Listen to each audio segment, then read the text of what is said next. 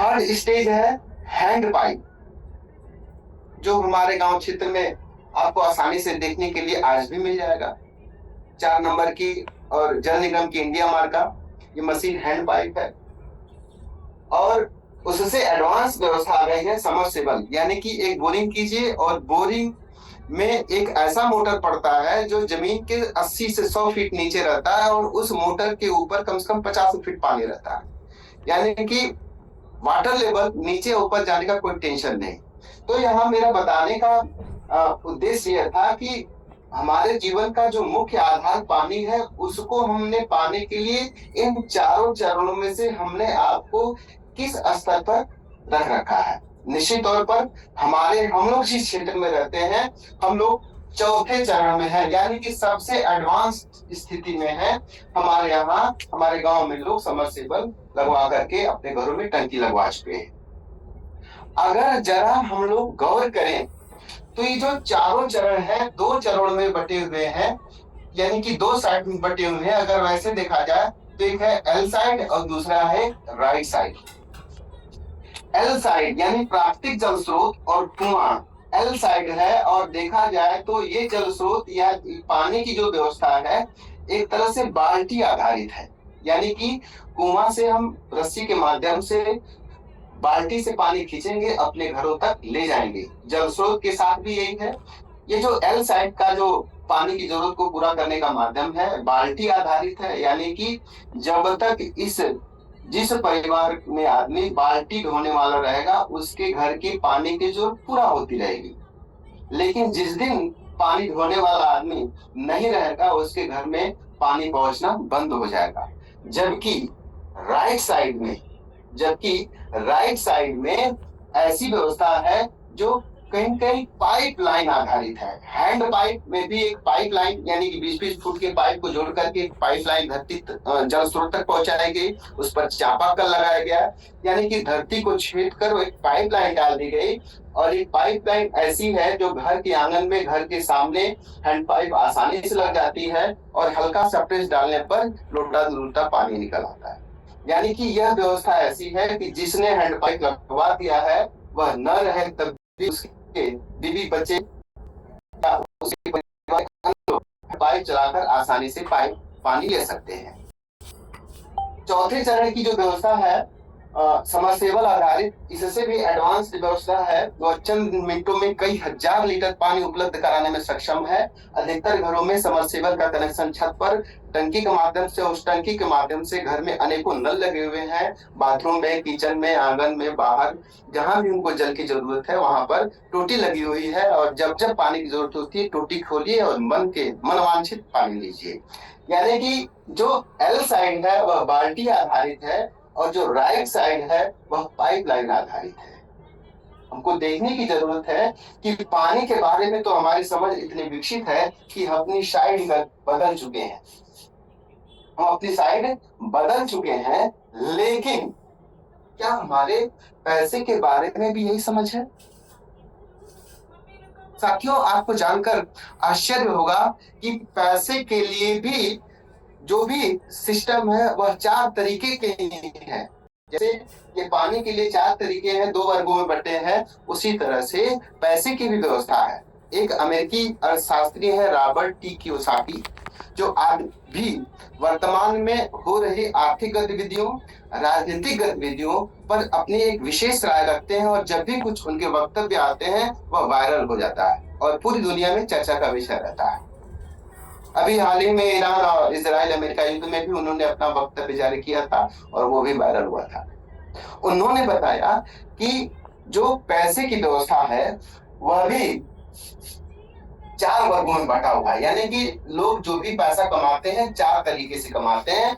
उन्होंने बताया कि पहला तरीका है एम्प्लॉय यानी कि नौकरी का, दूसरा है सेल्फ एम्प्लॉय यानी स्वरोजगार का, तीसरा है बिजनेस करने का, और सबसे एडवांस तरीका है इन्वेस्ट करने का। उन्होंने बताया कि दुनिया के जितने भी रोजगार हैं पैसे कमाने के लिए, या तो कोई व्यक्ति सेवाएं बेचता है या कोई सामान बेचता है, यानी कि गुड्स एंड सर्विस ही वो सेल करता है और पैसा कमाता है। तो वर्गीकृत किया जाए तो जितने भी व्यवसाय हैं, जितने भी पैसा कमाने के तरीके हैं, इन चार वर्गों में ही आते हैं। और उन्होंने बताया यह एल साइड है और दूसरा राइट साइड है। उन्होंने बताया कि एम्प्लॉई यानी कि नौकरी करने वाला व्यक्ति वह सरकारी भी हो सकता है और प्राइवेट भी हो सकता है। सेल्फ एम्प्लॉय का मतलब है कि स्वरोजगार, सेल्फ इंडिपेंडेंट, इनको एल साइड में रखा। और राइट साइड में रखा बिजनेसमैन और इन्वेस्टर। रॉबर्ट टी कियोसाकी ने बताया कि इतना ही नहीं, इसमें कुछ विशेषताएं हैं। विशेषता नंबर यह कि जो एल साइड है, पूरे संसार में एल साइड में 90% लोग आते हैं, जबकि राइट साइड में मात्र 10% लोग ही आते हैं। लेकिन धन की बात की जाए, पैसे की बात की जाए, तो इन 90% लोगों के पास 10% ही पैसा है और इन 10% लोगों के पास कुल पैसे का 90% पैसा है। उन्होंने बताया कि इसके पीछे कारण उन्होंने यह बताया कि इनके काम करने के तरीके में अंतर है। उन्होंने आगे कहा कि अगर किसी तरह से सामाजिक व्यवस्था को समरसता प्रदान करते हुए अगर कुछ ऐसी व्यवस्था कर दिया जाए कि इस 90% पैसे को 40% इससे लेकर के इनको दे दिया जाए, यानी कि 40-10-50, यानी कि दोनों वर्गों में एल साइड और राइट साइड में 50-50% पैसे को बांट दिया जाए, तो कुछ ही वर्षों में ऐसी स्थिति बनेगी कि फिर वह दोबारा वो पैसे राइट साइड में 90% हो जाएगा और लेफ्ट साइड में 10% हो जाएगा। उन्होंने बताया कि ये अंतर इसलिए है क्योंकि लोगों के काम करने के तरीकों में अंतर है। और उन्होंने बताया कि एक नौकरी पेशा व्यक्ति हमेशा संघर्ष करता है। स्वरोजगार करने वाला व्यक्ति, कुछ स्वरोजगार करने वाले व्यक्ति के पास पैसा तो होता है, पर्याप्त होता है, लेकिन उसके पास समय का हमेशा अभाव रहता है। उसका परिवार सुरक्षित नहीं रहता, क्योंकि कोई स्वरोजगार करने वाला व्यक्ति वही होता है जिसके अंदर स्वयं में गुण होता है विशेष। डॉक्टर हो सकता है, इंजीनियर हो सकता है, वकील हो सकता है, कारीगर हो सकता है, मिस्त्री हो सकता है, कुछ भी हो सकता है। उसके स्वयं की प्रतिभा होती है। और जब इस तरह के व्यक्ति जब दुनिया छोड़कर जाते हैं तो अपने साथ गुण और जो भी उनके साथ कला रहती है उनके साथ चला जाता है, और ऐसी स्थिति में उनका परिवार सबसे ज्यादा असुरक्षित रहता है। राइट साइड के बारे में उन्होंने बताया कि जो बिजनेसमैन है यह दोनों तरह से फ्री हैं। एक तो इनके पास समय पर्याप्त है, क्योंकि बिजनेसमैन कभी भी स्वयं खुद काम नहीं करता, उसका केवल काम 10% रहता है। बिल्कुल इस मार्कर की तरह से 90% यह मार्कर दिन भर घिसता है और शाम को इसके ऊपर कैप लगती है और ये पॉकेट में बैठता है तो केवल कैप दिखती है। ठीक इसी तरह से बिजनेसमैन भी होता है। 90% दूसरे लोग काम करते हैं, वह 10% वर्क करता है और उस 10% का काम सिर्फ मैनेजमेंट होता है। तो उसके पास समय भी होता है, पैसा भी होता है, क्योंकि उसके लिए लोग काम कर रहे हैं, तो उसका परिवार भी सुरक्षित होता है। अगला स्टेप है निवेशक, यानी कि इन्वेस्टर्स। ये जो निवेशक हैं वास्तव में यह पूंजीपति लोग हैं। यह बिजनेसमैन लोगों को फंडिंग करते हैं, इनको धन मुहैया कराते हैं। अब जरा हमको गौर करने की बात है कि क्या हम किस लेवल पे हैं, इधर है कि इधर है। तो हम पाएंगे कहीं कहीं हम एल साइड में हैं। पानी के बारे में भी हमारी समझ राइट साइड में भी हो सकती है और एल साइड में हो सकती है, लेकिन हम में से तमाम लोगों ने अपने साइड को बदल दिया है। बदल इसलिए लिया है क्योंकि पानी को प्राप्त करने का जो एल साइड से राइट साइड में माध्यम है वह कम पूंजी में होता है। जैसे आज के समय में अगर समरसीबल लगवाया जाए तो 25 से 30 हजार में आसानी से समरसीबल लग जाएगा। 10 हजार अतिरिक्त खर्चा टंकियों की लग जाएगी, यानी कि 40 से 50 हजार रुपए अगर आप खर्च करते हो तो बोरिंग भी हो जाएगी, समरसेबल भी लग जाएगा, छत पे टंकी भी लग जाएगी, पूरे गांव में पानी की वायरिंग भी हो जाएगी। तो वहां पर मात्र 50 हजार रुपए लगा करके हम अपनी साइट बदल सकते हैं। श्रीमान जी, यहाँ पर भी साइट बदल सकते हैं, यहाँ पर भी साइट बदल सकते हैं, लेकिन समस्या यह है कि यहाँ पर साइट बदलने के लिए 1,50,000 नहीं, लाखों रुपए लगते हैं, जो आम आदमी के पास नहीं। श्रीमान जी, मैं आपसे बताना चाहूंगा कि यहाँ पर एक विकल्प और है, आप समय का भी निवेश कर सकते हैं। अगर आप समय का निवेश करते हैं तो निश्चित तौर पर बिना पूंजी के भी अपनी साइड बदल सकते हैं, यानी कि आप एल साइड से राइट साइड जा सकते हैं। आगे मैं दूसरे बिंदु, यानी कि क्या हमारी आमदनी महंगाई के साथ बढ़ रही है, स्वयं को जांचने की जरूरत है। क्योंकि यूनाइटेड नेशन ऑर्गेनाइजेशन, जिसकी स्थापना 1946 ईस्वी में हुई थी, उसने अपने आर्थिक सर्वे में पाया कि पूरे दुनिया में, पूरे संसार में महंगाई हर 20 वर्ष पर 10 गुना बढ़ जाती। यह स्वाभाविक बात है, इससे पहले भी सरकारें आई हैं, आज भी कोई न कोई सरकार है और आगे भी कोई सरकार रहेगी ही, लेकिन कोई भी सरकार महंगाई को रोक नहीं सकती। महंगाई निरंतर बढ़ती जाती है और रेशियो होता है हर 20 वर्ष पर महंगाई 10 गुना बढ़ रही है।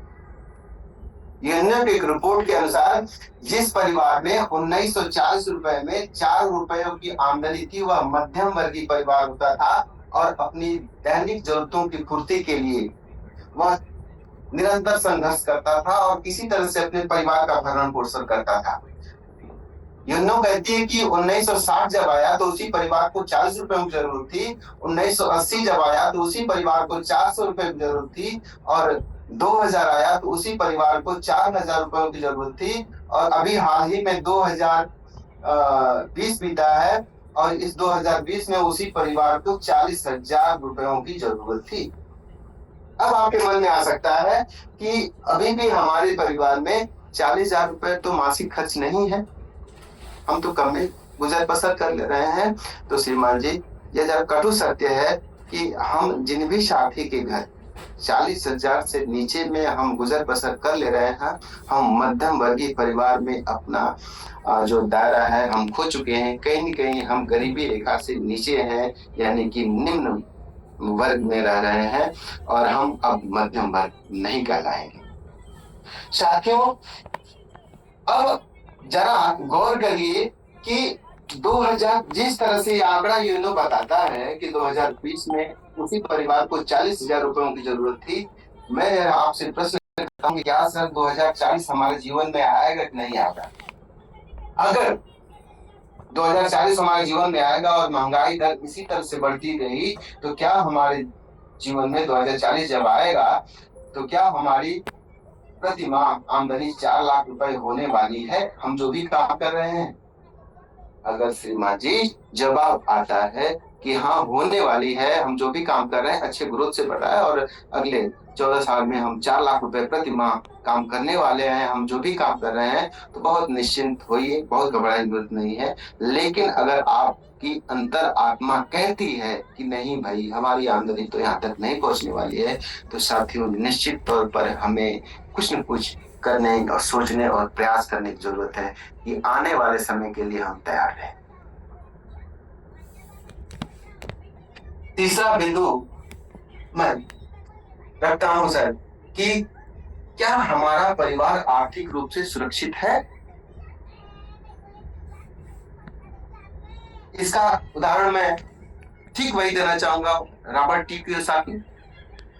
उन्होंने अपने अध्ययन में बताया कि एम्प्लॉय और सेल्फ एम्प्लॉय यह आर्थिक रूप से आजाद नहीं है, वह सुरक्षित नहीं है, क्योंकि उनकी न तो नौकरी ही सुरक्षित है और स्वयं रोजगार करने वाले लोग इतने कलाकार होते हैं कि उनके ऊपर जो भी आमदनी रहती है, जो भी कमाई रहती है, उनके जाने के बाद वह खुद चली जाती है, उनके साथ चली जाती है। तो नॉमिनी एम्प्लॉय और सेल्फ एम्प्लॉय दोनों लोग आर्थिक रूप से आजाद नहीं है। आर्थिक रूप से आजाद होने के लिए या तो हमें बिजनेस करना होगा या इन्वेस्टर बनना होगा, और दोनों में बड़ी पूंजी लगती है।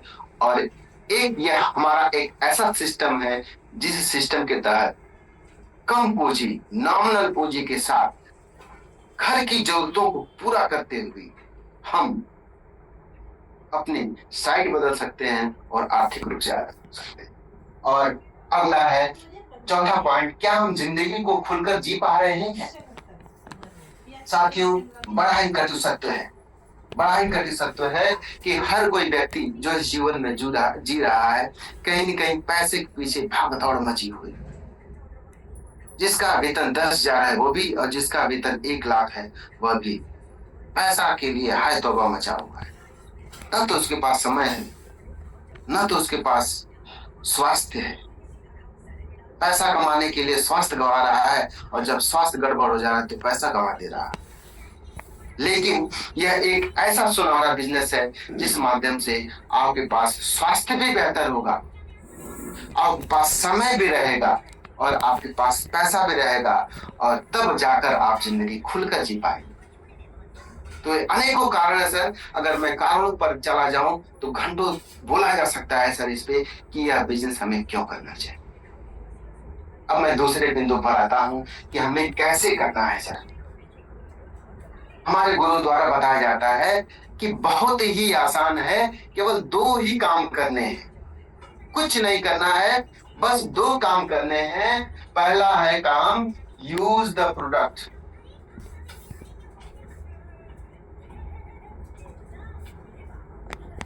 यूज द प्रोडक्ट, और दूसरा काम है कनेक्ट द सिस्टम।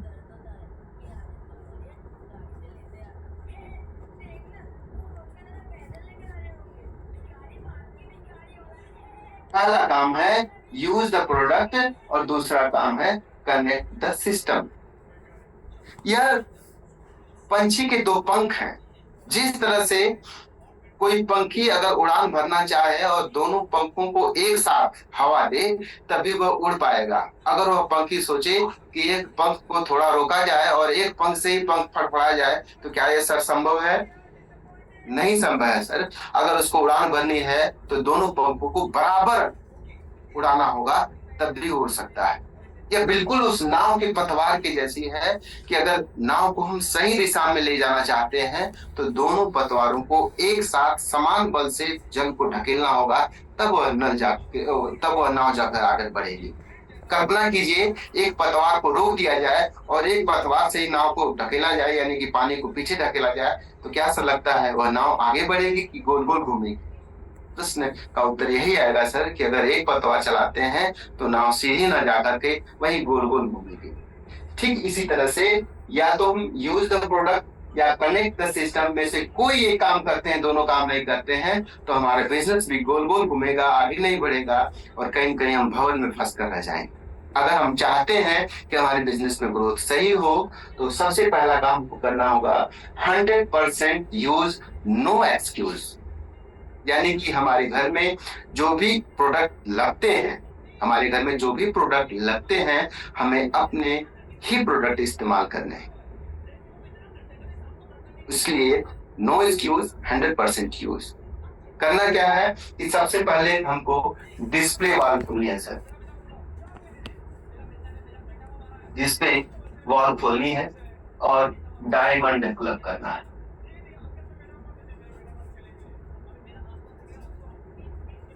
दो काम करना है, डिस्प्ले वॉल करनी है, डिस्प्ले वॉल खोलनी है और डायमंड क्लब करना है।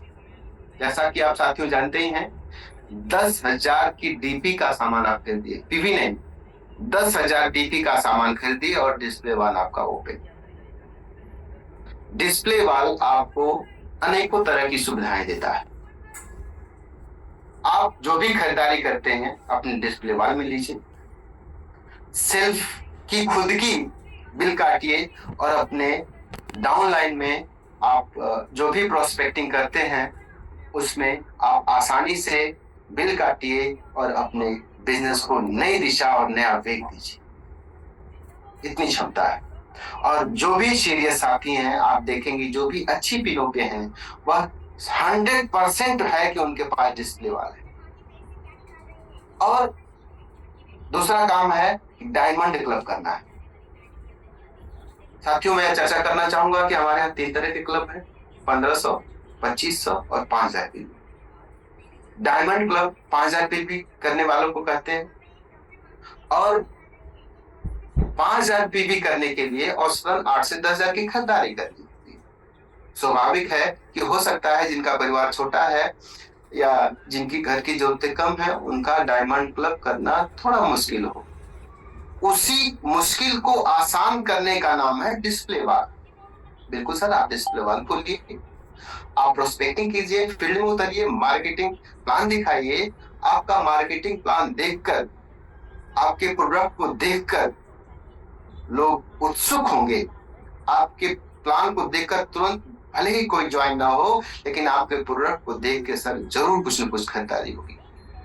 उस खरीदारी को एमआरपी से कुछ कम पर दे दीजिए, और वह जो आपने प्रोडक्ट उनको दिया अपने डिस्प्ले वॉल में डाल लीजिए, और जब आपको बिलिंग करनी हो तो उसे कार्डिक कर लीजिए। तो इस तरह से आप अपने फील्ड का खर्चा भी निकाल सकते हैं और आसानी से आप डायमंड क्लब भी कर सकते हैं।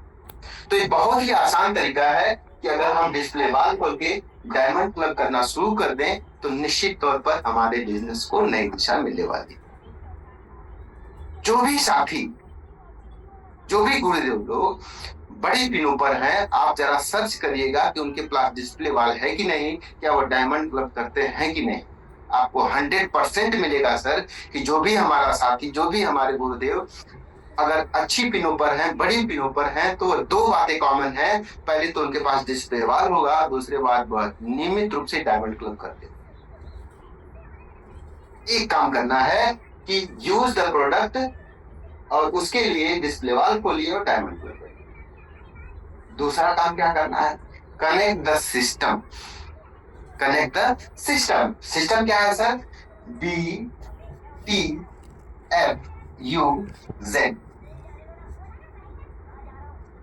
सिस्टम है BTFUZ।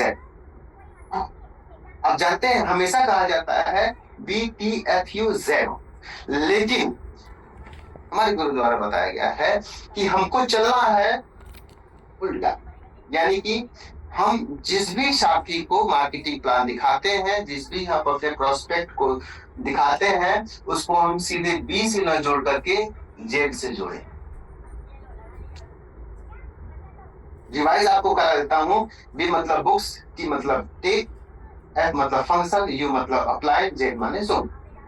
यानी कि जिस भी प्रोस्पेक्ट को हम प्लान दिखाते हैं और जब हमसे जुड़ जाता है तो सबसे पहले हम उसको किताबों को पढ़ने के लिए ना, सबसे पहले हम इनवाइट करें अपने जूम मीटिंग में।